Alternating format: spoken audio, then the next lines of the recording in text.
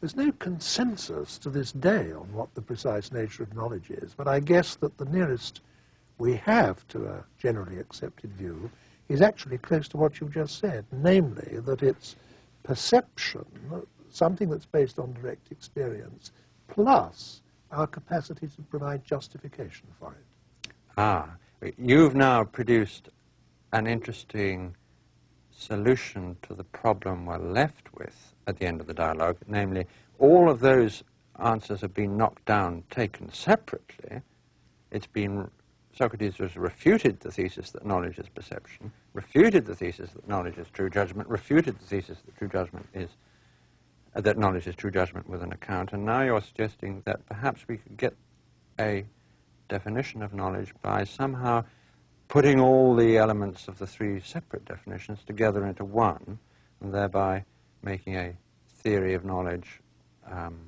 around a definition of knowledge. That would be a highly suitable response to this kind of dialogue, namely suggesting a definition of one's own in terms of what one's learnt from the dialogue. We must, I think, bring this discussion to a close now, but before we do, I would like to ask you something about the influence of all this, because Plato must be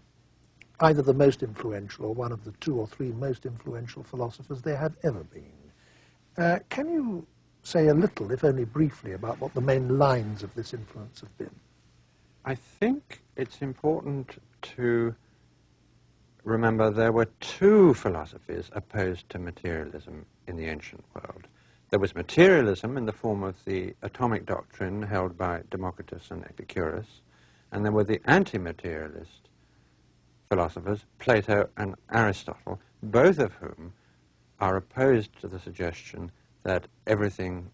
life, order, mind, civilization, art, nature, can all be explained as the outcome of the movements of particles of matter, subject just to the laws of motion and their own nature. Now, Aristotelianism is opposed to that sort of materialism, but Aristotelianism carries the war so far into the enemy camp that it's actually very hard to reconcile the Aristotelian philosophy with the modern scientific enterprise, which has a lot about atoms and the movements of particles of matter and all that sort of stuff. And indeed, I think it was no accident that when the modern scientific enterprise got going, it got going by throwing away the Aristotelianism, which had so dominated the Middle Ages. But Platonism is much easier to reconcile with the modern scientific enterprise, and that's why I think, since the Renaissance really, Platonism has lived on after the death of Aristotelianism, because that's a philosophy which you can use or be influenced by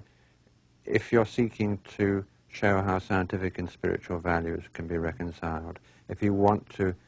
do justice to the complexities of things where materialism is giving just too simple and simplistic a story. And there's something very contemporary to us, isn't there, about the fact that Plato's cosmology and Plato's science is based on an essentially mathematical physics. Yes.